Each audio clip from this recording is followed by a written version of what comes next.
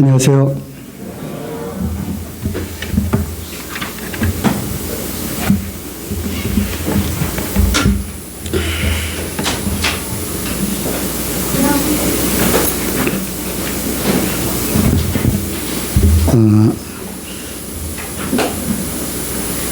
세월이 흘러가면서 연세 드신 모친님들, 부처님들을 보면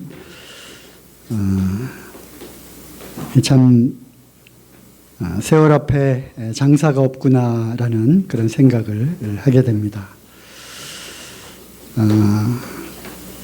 깊은 또 도도히 흘러가는 그러한 강물을 하염없이 바라보고 있자면 이와 같이 세월이 참 흘러가는구나라는 생각을 또 하게 되죠.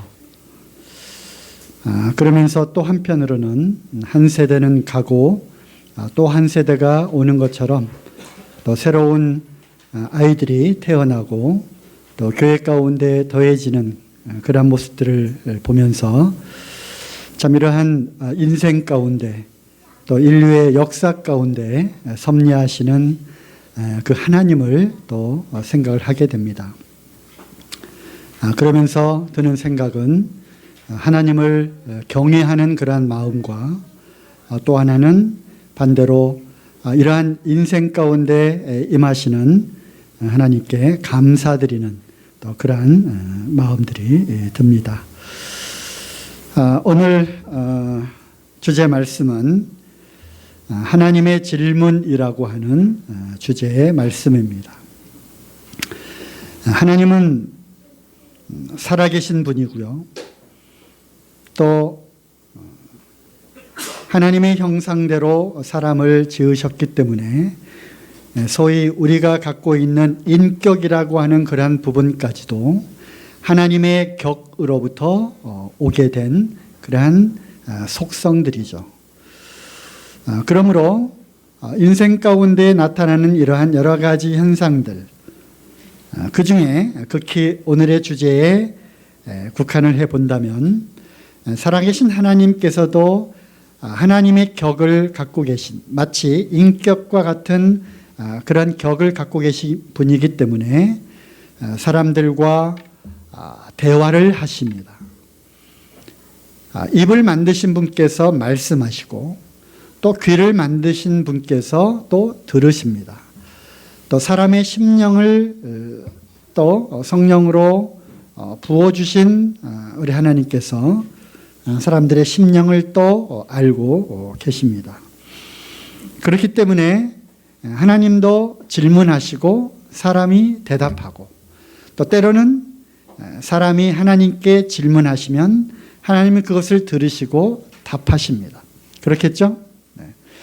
그래서 많은 그러한 하나님과 사람들 사이에 오고 가는 질문과 대화들이 참 성경에 너무나도 많이 기록이 되어 있습니다.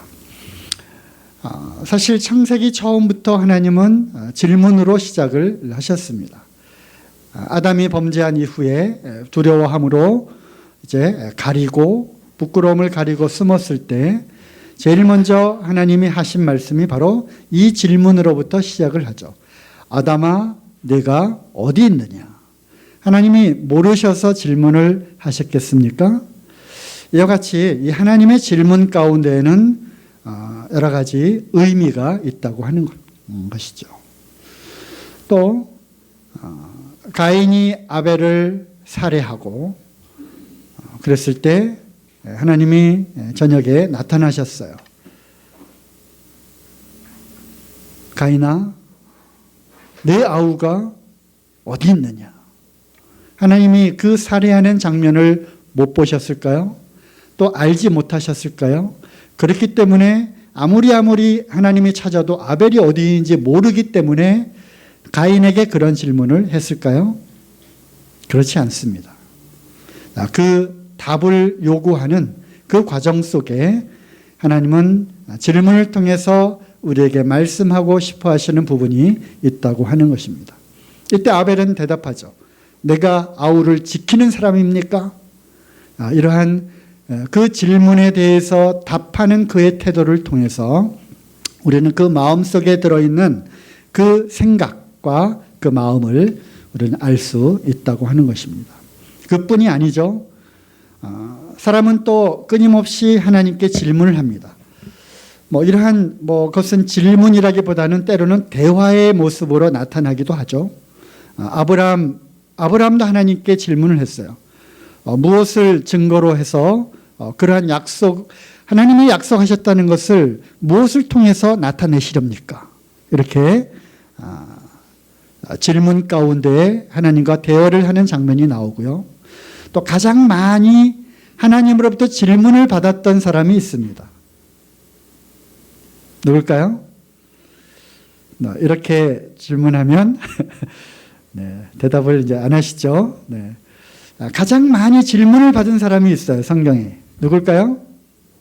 네, 맞습니다. 욥입니다. 욥. 바로 욥기 38장부터 계속 되어지는 끊임없이 질문하시는 하나님을 보게 되죠. 무지한 말로 이치를 어둡게 하는 자가 과연 누구냐? 욥, 너 잘 들어라. 내가 땅에 기초를 놓을 때 너 어디 있었느냐? 부터 시작되는 38장에 계속되어지는 연속적인 질문을 통해서 결국 욥이 답변을 할 수 있었습니까? 없었습니까? 없었습니다. 그래서 이와 같이 하나님의 그 질문 속에는 아주 의미심장한 어떤 뜻이 담겨 있다고 하는 것이죠. 네가 그것을 알면 대답해 보아라. 또는 그 대답을 통해서 내 마음속을 한번 들여다 보아라. 또는 그 답을 할 수 있다면 그 질문을 한 나 여호와 하나님이 누구인지 너는 다시 한번 깨달을지어다. 이런 여러 가지 의미들을 질문 속에 담고 있다고 생각을 합니다. 바울도 질문을 했죠. 다메섹 도상에서 만났어요. 주님을 만났어요. 그리고 질문을 하죠. 뭐라고 질문합니까? 주여, 뉘시니까. 그렇게 말씀하시는, 그렇게 빛 가운데 나타나시는 당신은 도대체 누구입니까? 라고 질문을 하는 것을 보게 됩니다. 그래서 하나님의 질문과 사람들의 대답, 또는 사람의 질문에 대한 하나님의 대답, 이것을 통해서 우리는 많은 것들을 알 수 있다고 생각을 합니다. 그 가운데 오는 세 가지 질문을 한번 살펴보도록 하겠습니다. 이 질문은 바로 하나님께서 또는 하나님으로 이 땅에 오신 우리 주 예수 그리스도께서 바로 나한테 그림으로 표현을 안 했지만 손가락을 탁 지적을 하면서 질문을 하는 것입니다. 이때 우리 각자는 그 질문에 대답을 할 수 있어야 하고 그 질문을 통해서 이제 나 자신을 돌아보아야 한다는 것입니다. 그러면 시작하겠습니다. 제가 선택한 그리고 오늘의 이제 주제와 관련된 세 가지 제가 선택한 하나님의 질문. 첫 번째, 요한복음 5장 9절입니다.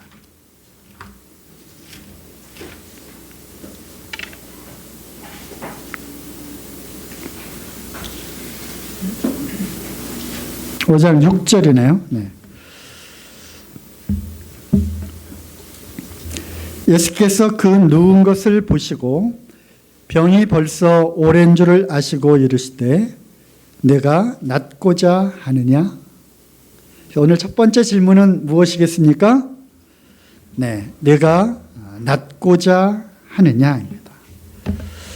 이 상황은 모두가 다 알고 계시는 그러한 상황입니다. 유대인의 명절이 다가와서 예수님이 예루살렘에 올라가십니다.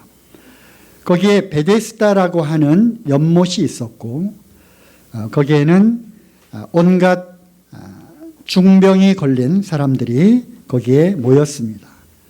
눈먼 자, 손이 마른 자, 또 지금 이 질문을 받은 38년 된 중풍병자, 이와 같이 모든 그러한 중병 걸린 병든 자들이 거기에 모여 있었습니다. 그들이 왜 모여 있었을까요?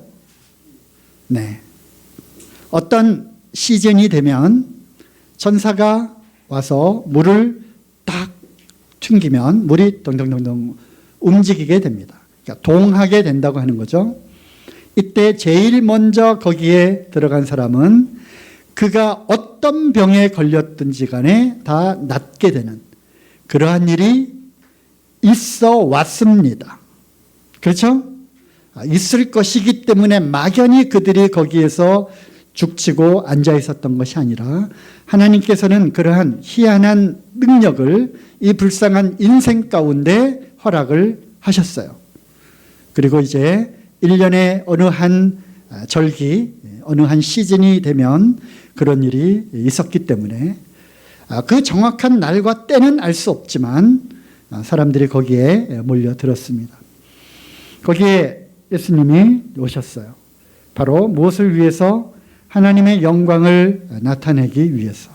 그리고 그러한 모습을 통해서 당신이 그리스도이심을 나타내기 위해서 오셨습니다. 그리고 이 질문을 하시죠. 5절부터 읽어보면요. 거기 38년 된 병자가 있더라.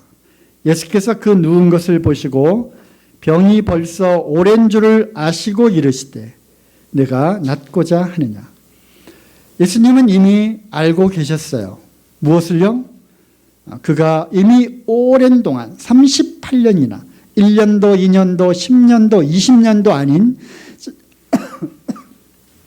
자그마치 38년 동안 중풍병으로 이제 손과 발이 참 자유롭게 움직이지 못하는 그러한 병자를 찾아오셨어요.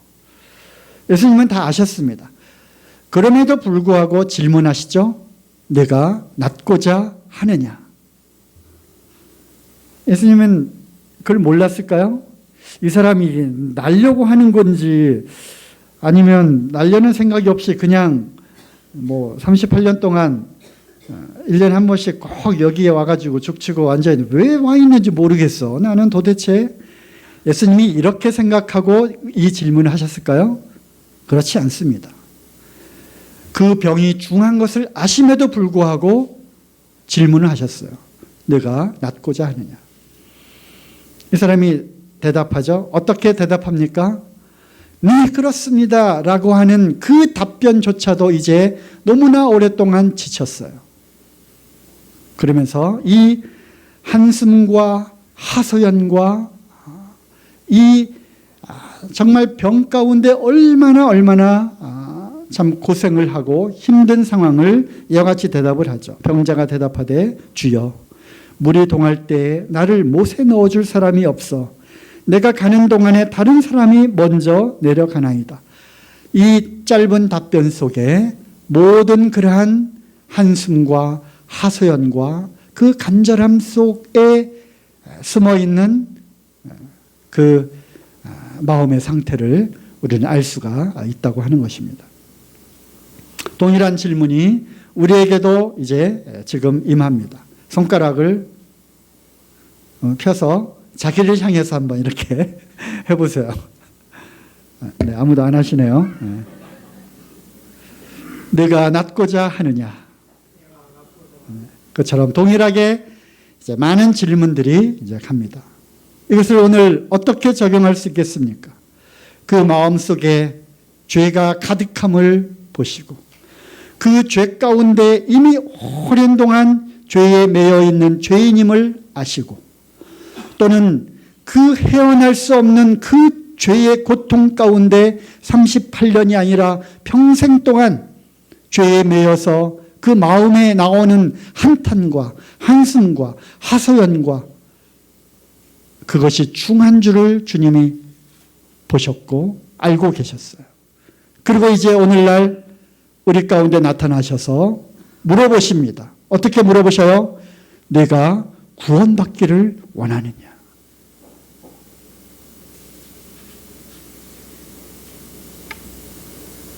어떻게 대답하시렵니까? 이 병든 자가 대답합니다. 주여, 그렇습니다. 이렇게 그 대답 속에 절절히 들어있는 거죠. 그렇습니다. 내가 정말 낫고 싶지만 내가 저기에 들어갈 수가 없습니다. 내가 정말 구원받기를 원합니다. 하지만 어떻게 해야 이 죄 가운데서 구원받을 수 있겠습니까? 어느 누구도 나를 이 죄로부터 구원해 줄 사람이 지금까지 나타나지 않았습니다. 주여, 당신이 원하신다면 당신이 그렇게 해줄 수 있습니다. 물이 동할 때 나를 좀 제발 저 안에 먼저 넣어 주십시오. 이러한 간절함이 있다고 하는 것입니다.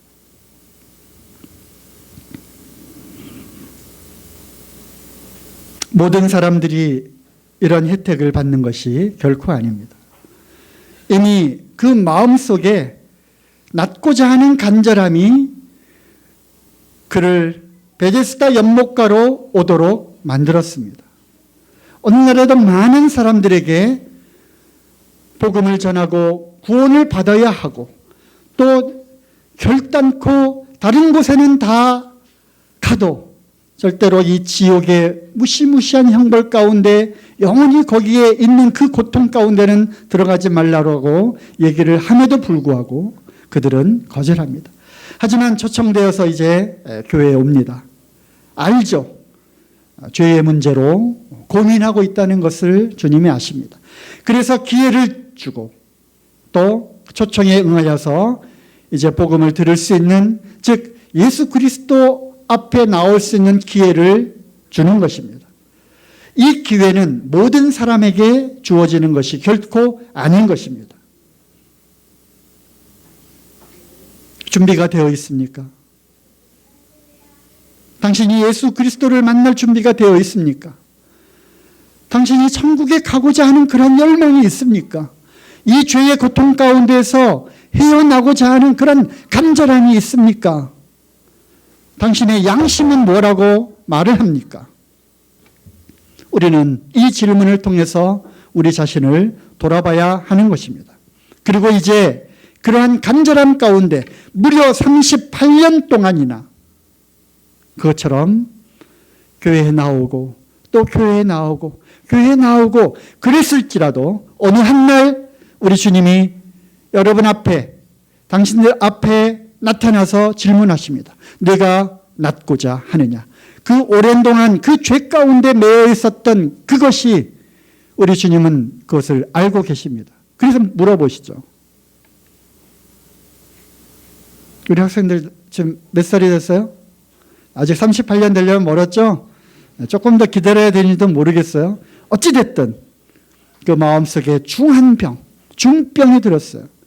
죄로 인해서 이 양심이 무너지고 마음이 타들어가고 교회에 들었던 말씀들이 있죠. 말씀들이 있습니다. 그 말씀이 나를 괴롭게 만드는 거예요. 아, 이래서는 안 되는데, 이렇게 살아야 하는데, 그런데 나는 왜 그렇게 안 되지? 왜 맨날 죄를 안 지으려고 결심하면 결심할수록 죄를 더 짓게 되는 거야? 이런 생각을 하게 될 때가 있는 거예요. 그것으로 끝나는가? 내일 일을 알지 못하는데, 내일 일을 알지 못하는 거예요. 내가 지금 당장 죽으면 나는 정말 과연 천국에 갈 수 있을까? 이러다 어느 날 천사가 물을 동하는 것보다 실제이신 예수 그리스도께서 우리 앞에 나타나셔서 질문하십니다. 내가 정말로 구원받기를 원하느냐? 이 죄에 매여 있는 데에서 내가 낫고자 하느냐? 그렇습니다. 그리고 구원을 받으시면 되는 겁니다. 그가 나았어요. 자리를 들고 일어나라. 하나님의 음성을 들었습니다. 죽은 자들이 하나님의 아들의 음성을 들을 때가 오나니 곧 이때라. 듣는 자는 살아나리라. 5장에 있잖아요. 연복 5장. 이어서 하시는 말씀 가운데 있잖아요. 5장 25절. 죽은 자가 살아나는 것입니다. 바로 이 하나님의 음성을 듣는 것입니다. 그리고 그 음성을 들은 이 중풍병자가 일어났어요. 나았어요. 그리고 성전에 갑니다. 그리고 사람들에게 보입니다. 이때부터 사람들이 예수님을 잡아 죽이려고 하죠. 바로 이것이 아주 유명한 사건이에요. 왜? 이 병을 고친 날이 어느 날입니까? 안식일이었어요. 안식일에 저와 같은 일을 한다고. 안식을 범할 뿐더러 도대체 당신의 누구냐? 당신의 정체가 누구냐? 왜 안식일에 이런 일을 하느냐? 예수님이 이렇게 말씀하시죠. 아버지께서 일하시니 나도 일한다. 놀라운 말씀이에요. 아버지께서 일하시니 나도 일한다. 그럼 뭐예요? 안식일만 범인 줄 알았더니 자기를 하나님과 동등하게 여기는 거예요. 그러니까 유대인들이 더 화가 난 거죠. 이때부터 잡아 죽이려고 이제 하게 된 사건입니다.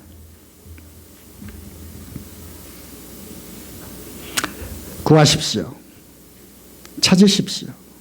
구하면 얻는 것입니다. 찾으면 찾게 되는 것입니다. 그러다가 어느 날 우연치 않게, 하지만 결코 그거는 우연이 아닙니다. 하나님의 계획하심과 시즌, 그 하나님의 때가 있는 것입니다. 그때 우리 주님의 음성을 듣거든 아멘으로 화답하시고 그 주님 앞에 그러하외다. 주여, 제가 주님 앞에 큰 죄인입니다. 저는 정말 이 죄로부터 벗어나고 싶습니다. 낫기를 원합니다. 구원받기를 원합니다. 이런 대답을 하시기 바랍니다. 하나님은 다 알고 계시지만 하나하나 호명하여 구체적으로 물으십니다. 그 의사를 확인하고 싶어 하시는 거예요. 이것이 하나님의 인격이에요. 두 번째 질문입니다. 누가 질문하는 거예요? 하나님께서 많은 질문들을 하시는데 제가 택한 두 번째 질문은 요한복음 11장 26절입니다.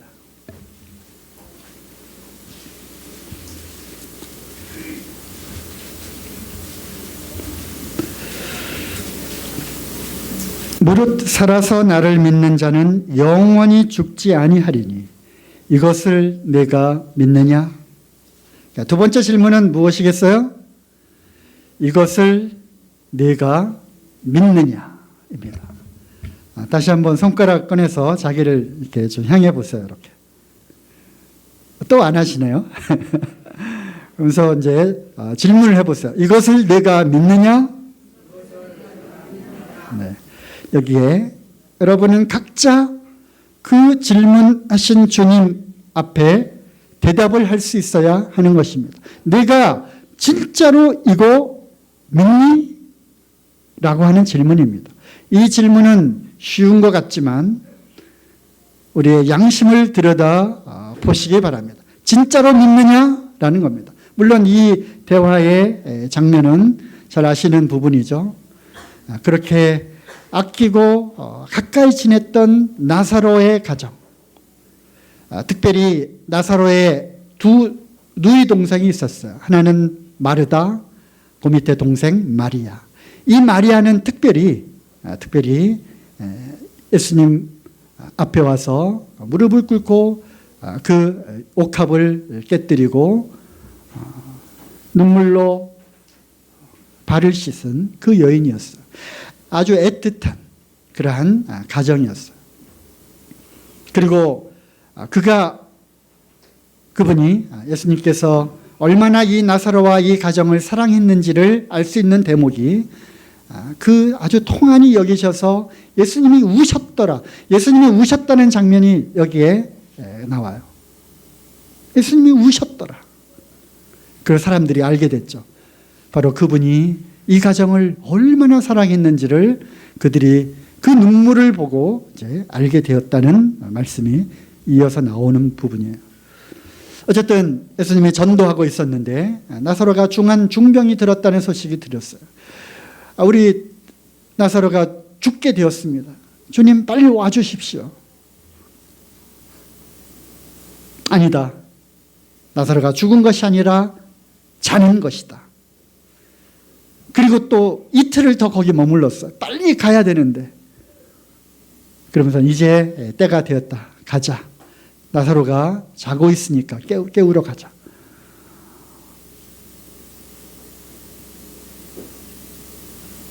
그래서 왔어요. 베다니라고 하는 데는 예루살렘에서 걸어서 이렇게 한나절 가면 도달할 수 있는 그러한 마을이었어요.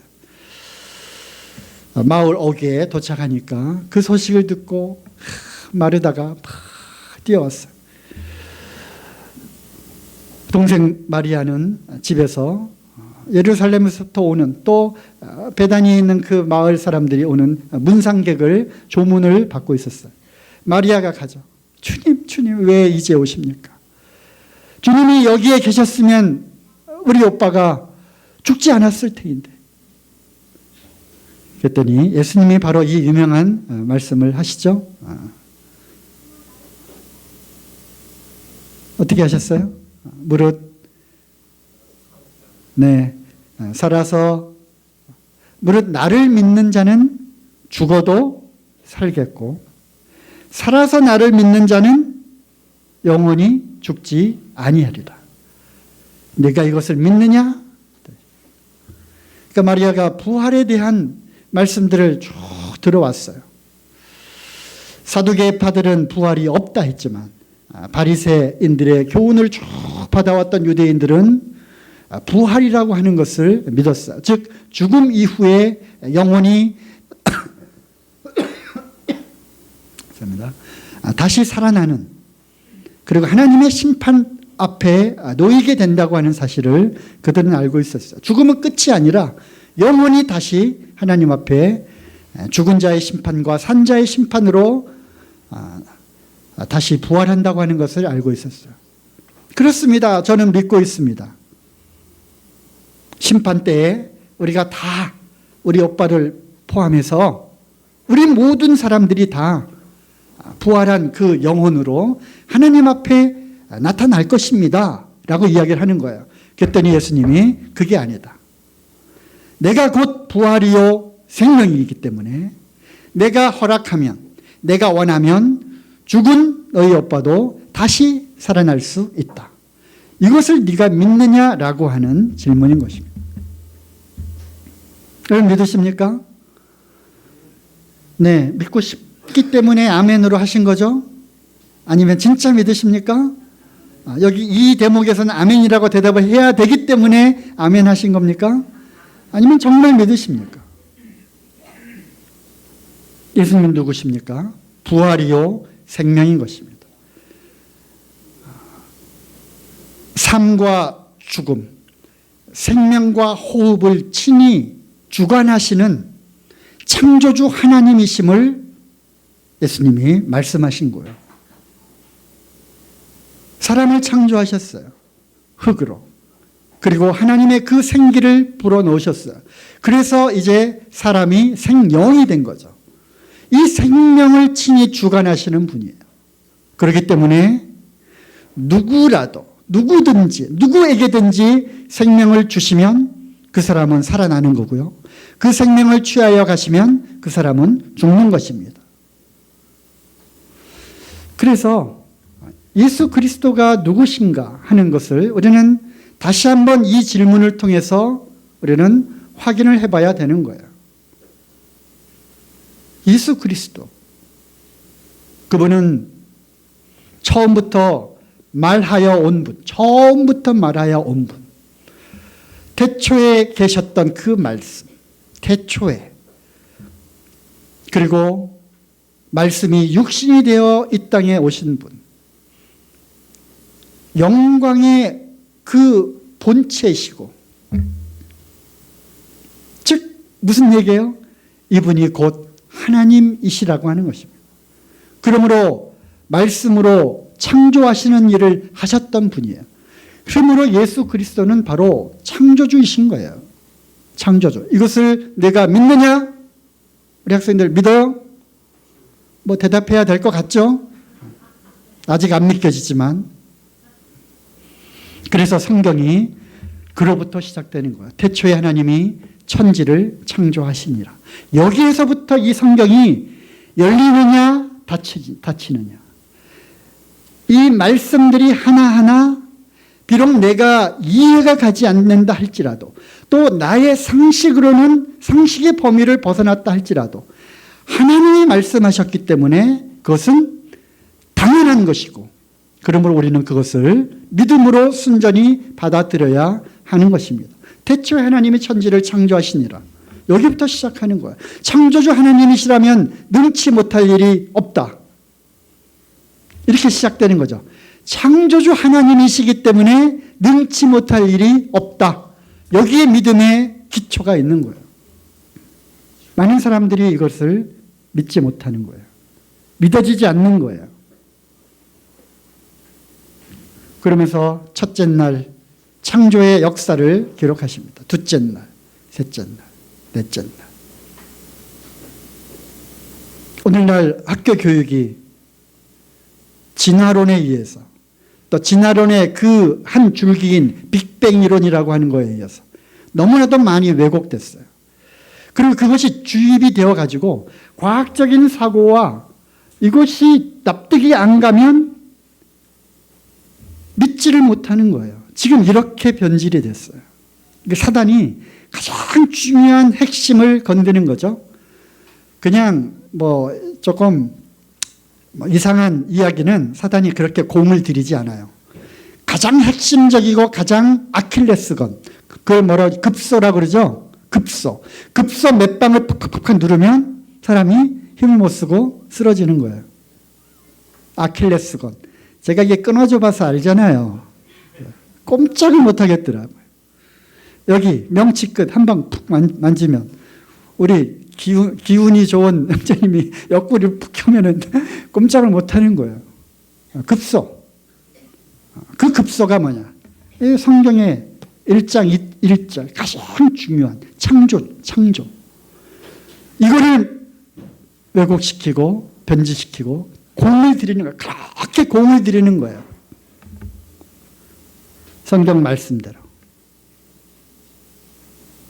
진화론에 이미 생각이 다 사로잡혀 버렸어요. 땅이 먼저 만들어졌습니까? 즉 지구가 먼저 만들어졌어요? 태양이 먼저 만들어졌어요? 이 우주에 이것이 팍 팽창하면서 그 중에 이제 나오고 해서 지구가 이제 하나 이렇게 맨 마지막에 만들어진 거죠? 성경을 읽어보세요. 창세기 1장부터 잘못 우리가 배우고 있는 거예요. 땅이 먼저 만들어서 지구가 먼저 생겼다는 것입니다. 우리 학생들, 청년들 이거 믿어요? 지구가 먼저 만들었어요. 분명히 이것을 하셔야 되는 거예요. 땅이 물과 갈라져라. 묻이 드러났어요. 그리고 거기에 각종 열매 맺는 과실들을, 나무를 먼저 주셨어요. 태양이 있기 전에. 아셔야 돼요. 태양이 있기 전에. 그리고 나서 태양을 만들고요. 달을 만들고요. 보너스로 별들까지 만들어서 매달아 놨어요. 그리고 나서 사시와 연한과 날이 그때부터 시작되는 거예요. 그리고 나니 저녁이 되고 아침이 되니 이는 넷째 날이더라. 넷째 날부터 오늘 우리가 카운트하는 하루, 한 시간, 한 계절, 1년 거기 시작된 거예요. 넷째 날부터. 그러면 셋째 날까지는 수억 년, 이 45억 년 이거를 하루로 보자. 10억 년, 요거 한 15억 년, 한 20년, 요거를 그냥 이튿날로 보자. 왜? 도저히 사람의 과학적인 기술과 사고로는 어떻게 하루에 이걸 다 만들어? 진화론 그게 맞는 것 같아. 한 20억 년, 한 45억 년 걸쳐가지고 천천히 막 변화되고 지금 이렇게 된 거야. 그거를 믿고 있더라고요. 그거를 믿고 있더라고요. 그러니까 성경이 안 믿어지는 거예요. 그러니까 진화론자들에게 우리가 할 말을 잃어버리는 거죠. 아니 그냥 뭐 나도 잘 모르지만 글쎄 뭐 믿어지진 않지만 그냥 그건 건너뛰고 죄사함 받아야지. 통하지 않는 거야. 나부터도 확실한 믿음을 갖고 있어야 되는 거야. 그러면 셋째 날까지의 하루는 수십억 년이고 넷째 날부터의 하루는 지금 하루랑 똑같은 거고 성경은 그렇게 얘기하지 않아요. 6일 동안 하나님이 창조하시고 7일째 쉬었다라고 하는 그 모세를 통해서 또 율법에 나와 있는 6일 동안이라고 하는 그 6일이 앞에 4일의 수십억 년과 넷째 날부터 시작되는 하루를 통틀어서 6일간 이렇게 한 단어로 이야기하지는 결코 않는다는 거죠. 뭐 이 창조에 대해서는 우리 학생들 많이 배웠죠? 확실히 하세요? 내가 믿어지지 않는다고, 내가 이해가 가지 않는다고 해서, 학교에서 배운 거랑 다르다고 해서 무엇이 우선입니까? 하나님의 말씀이 우선인 것입니다. 인류의 가장 큰 대변혁 사건이 있었어요. 그 바로 노아의 홍수 사건입니다. 노아의 홍수를 이해하면 이 창조의 비밀과 젊은 지구가 이해가 가는 거예요. 학교에서는 하나도 가르치지 않죠. 어쨌든 이야기가 이제 옆으로 갔습니다만 이것을 내가 믿느냐, 이 믿음으로 시작되는 거예요. 믿음으로 구원을 받고 믿음으로 믿음에 이르고요. 믿음에는 열매가 생기는 거야. 왜? 믿음의 역사가 있는 거기 때문에. 믿음을 통해서 하나님이 역사하시고 그걸 통해서 많은 그러한 일들이 행해지고 또 믿음을 통해서 많은 열매들이 맺어지는 거예요. 그래서 그리스도인의 삶은 믿음으로 시작해서 믿음으로 믿음 위에 계속 나아가는 거죠. 기록된 성경 말씀들 다 믿으십니까? 이 하나님의 약속을 다 믿으십니까? 장차 오실 예수 그리스도 장차 오실 거다라고 하는 것을 믿으십니까? 믿음이 없이는 하나님을 기쁘시게 할 수 없다는 것입니다. 많은 믿음의 선진들이 그 믿음 하나로 인해서 산업을 뺏기는 것도 기쁘게 여기고 그 믿음을 지키기 위해서 톱으로 켜는 것을 다 겪었어요. 죽음까지도 불사했어요.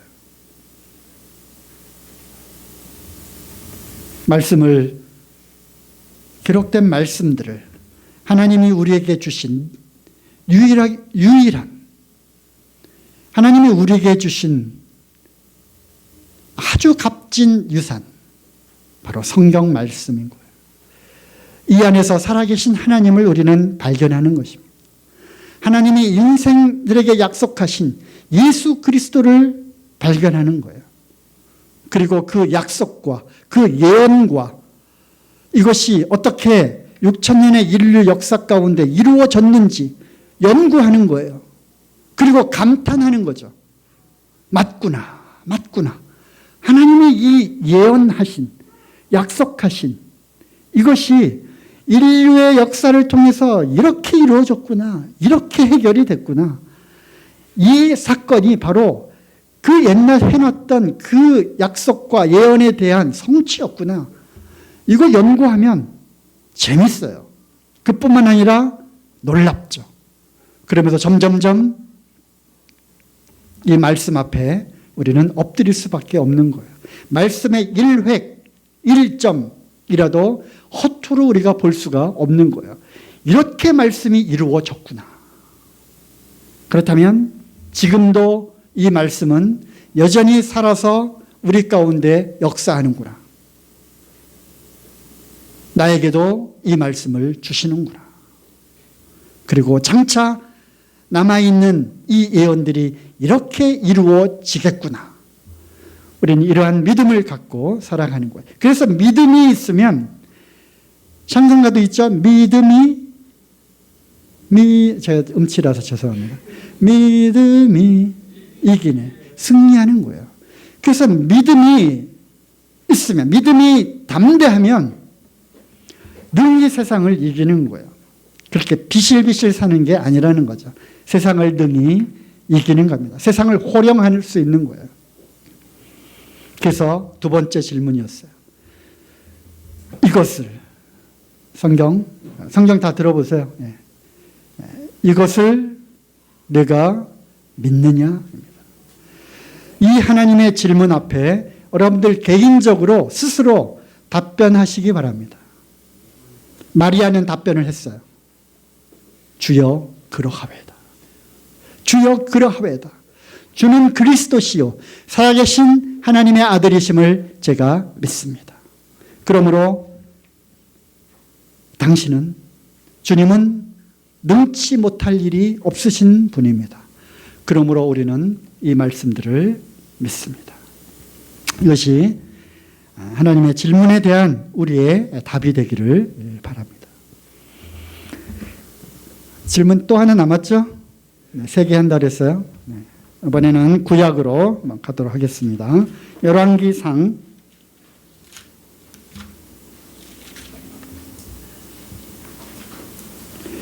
19장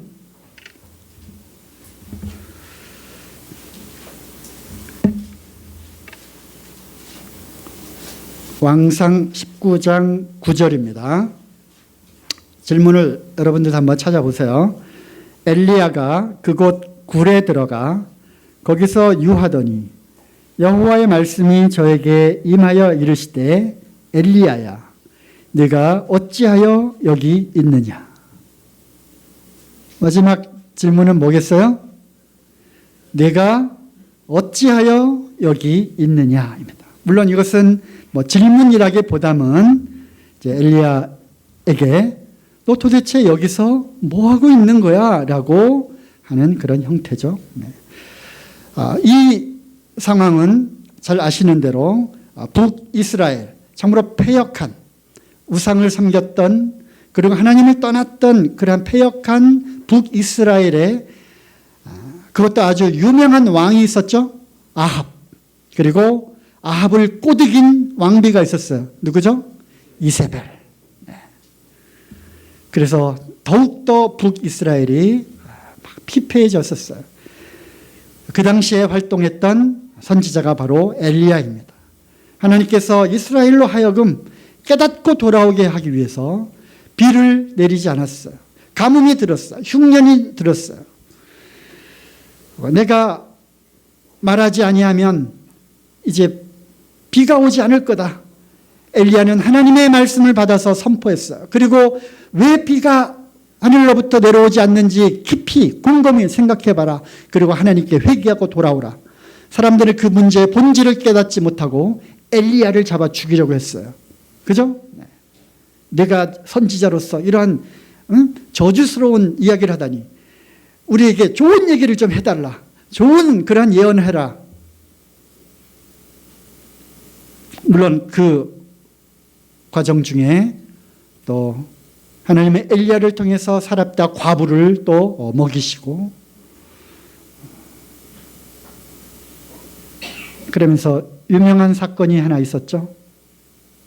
무슨 전투?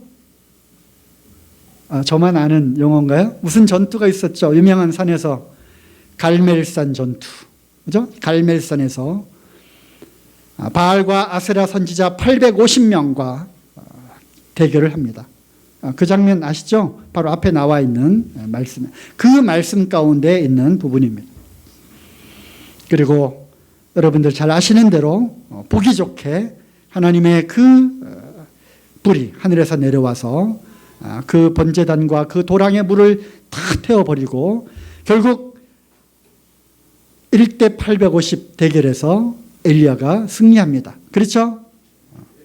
그리고 바알과 아세라 선지자를 다 잡아 죽입니다. 그리고 나서 누가 화가 났어요? 바로 이세벨 왕비가 화가 났어. 엘리야를 잡아 죽여라. 사람들이 엘리야를 찾습니다. 엘리야가 이제 무서워서 도망가요.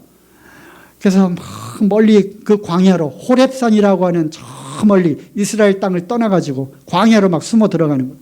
40일 동안만 가니까 배가 고파 이제 죽게 되었어.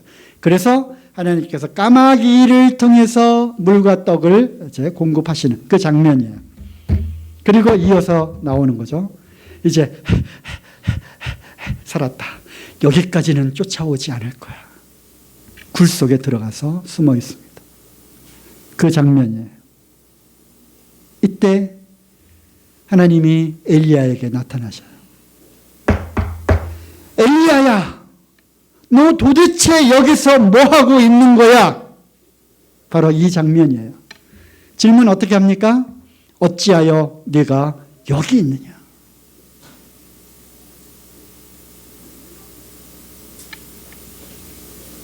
엘리야는 깜짝 놀랐어요. 그리고 변명을 합니다. 사람들이 다 내가 열심을 내서 섬기고 저가고 했는데 이제는 사람들이 나를 찾아서 나를 잡아 죽이려고 합니다. 제가 그래서 여기 피했습니다. 하나님이 나타나셨어요. 하나님이 엘리야를 힘을 주십니다. 폭풍 가운데, 지진 가운데 하나님이 나타나지 아니하셨고요. 하나님이 세미한 음성으로 들려주셨어요. 막 확 요란스러운 그러한 진동과 막 번개와 일속에서 나타나는 것이 아니라 세미한 음성으로 나타났어요. 그리고 다시 엘리야에게 말씀하셨어요. 엘리야야, 우리의 양심 속에 지금 질문하시는 거예요. 어찌하여 네가 여기 있느냐? 질문하시는 거예요. 그 음성을 들으십니까? 엘리야가 또 변명합니다. 내가 열심히 특심이 되어가지고 내가 주님 하라는 대로 다 하지 않았습니까? 근데 사람들이 나를 잡아 죽이려고 해요. 그래서 여기 도망와서 숨어 있습니다. 하나님의 음성을 다시 들었어요. 그리고 이제 15절에 여호와께서 저에게 이르시되 너는 내 길을 돌이켜라. 안 된다. 가라. 그리고 이제 해야 될 일들을 말씀하십니다. 그리고 너 말고 바알에게 무릎 꿇지 아니한 7,000명을 내가 남겨놓았으니 너 혼자가 아니다. 힘을 주십니다. 여러분 각자 이 말씀을 받으시기 바랍니다. 하나님이 질문하셔요. 도대체 여기서 뭐 하고 있느냐? 이 장면은 여러 상황에 적용될 수 있어요. 어떤 사람들은 이제 노래방에도 가고 술집에도 가고 끌려가죠. 끌려가든 좋아서 가든 갑니다. 네. 제가 옛날 얘기 안 하겠어요. 네. 그러면서 이 음성을 듣는 거예요. 너 도대체 여기 어찌하여 내가 여기 있느냐? 내가 있어야 할 곳은 여기가 아니다. 제가 옛날에 이 음성을 들었어요. 여기에 2002년 미국 이렇게 써놨어요. 성경책에. 그게 어느 때요? 잠식교회가 참 어려웠을 때. 제가 너무 힘들었어요. 도망갔죠. 미국으로. 엘리야처럼. 도망갔어요. 제가 열심히 특심이 있어가지고. 제가 한다고 하지 않았습니까? 근데 너무 힘든 거예요. 힘들었어요. 교회도 힘들었고요. 청년들은 매일이 와요. 형제님 너무 힘들어요. 저 잠식교회 떠나고 싶어요. 저만 도망왔어요. 이때 이 말씀이 들렸어요. 내가 왜 어찌하여 여기 있느냐? 거기서 이제 다 잊어먹고 골프 치고 막 놀았거든요. 연구년 맞아가지고 미국에 제가 1년간 가 있었잖아요. 다 잊어버리고 싶어요. 그리고 이제 다시 돌아옵니다. 우리에게 부르심의 소망이 있는 거예요. 내가 왜 너를 구원한지를 아느냐? 이젠 됐다라고 하고 여기 그냥 이렇게 앉아 있으면 되겠느냐? 이런 말씀을 또한 주시는 거예요. 부르심에 대한, 우리 각자에 대한 부르심의 소망이 있는 거예요. 우리 존재의 이유가 있는 거예요. 나 이제 구원받았으니까 천국 간다. 이걸로 끝나는 것이 아니라는 거죠. 예배 시간에 우리는 나와 있습니다. 예배 시간에 졸고 딴짓하고 있으면 되겠어요? 어찌하여 내가 그렇게 하고 있느냐? 그래서 말씀 시간에도 지금 딴 생각하고 있는 거예요. 졸고 있는 거예요. 핸드폰 만지작거리는 거예요. 어째요 네가 여기 왜 앉아있느냐? 누구에게 보이려고? 그냥 인식적으로? 아닌 거예요. 하나님 말씀을 들으려고 하는 거예요. 내가 지금 이 시간 너에게 말하고 있지 않느냐? 그런 거예요. 이 말씀은 우리 그리스도인의 삶 가운데 다 적용될 수 있는 거예요. 내가 어찌하여 여기 있느냐? 너 지금 뭐 하고 있느냐 도대체? 저에게는 이런 음성으로 들리게 되는 것입니다. 여러분들 각자는 어떻게 이 질문을 들으셨습니까? 그리고 이 질문에 답하셔야 하는 겁니다. 내가 왜 여기 있지? 내가 여기서 지금 뭐 하고 있는 거야? 내 인생이 이걸 위해서 여기 지금 있는 거야? 이 목적으로 나를 구원해 주셨다고 생각하는 거야? 그렇지 않다면 15절 말씀처럼 너는 내 길을 돌이켜라 는 것입니다. 돌이키고 다시 한번 처음부터 우리 부르심의 목적과 존재의 이유를 다시 한번 잘 생각해 보시기 바랍니다. 오늘 하나님이 하신 많은 그러한 질문들 가운데 세 가지 했어요. 첫 번째 뭐죠? 우리 금방 잊어버리는 그런 은사가 있죠. 네? 내가 낫고자 하느냐. 두 번째 뭐죠? 이것을 내가 믿느냐. 믿음의 본질에 대해서. 세 번째 뭐죠? 내가 어찌하여 여기 있느냐. 존재의 이유에 대해서 우리가 각자 이런 질문을 받았다면 이 질문에 각자 답하시고 거기에 책임을 지셔야 될 것입니다.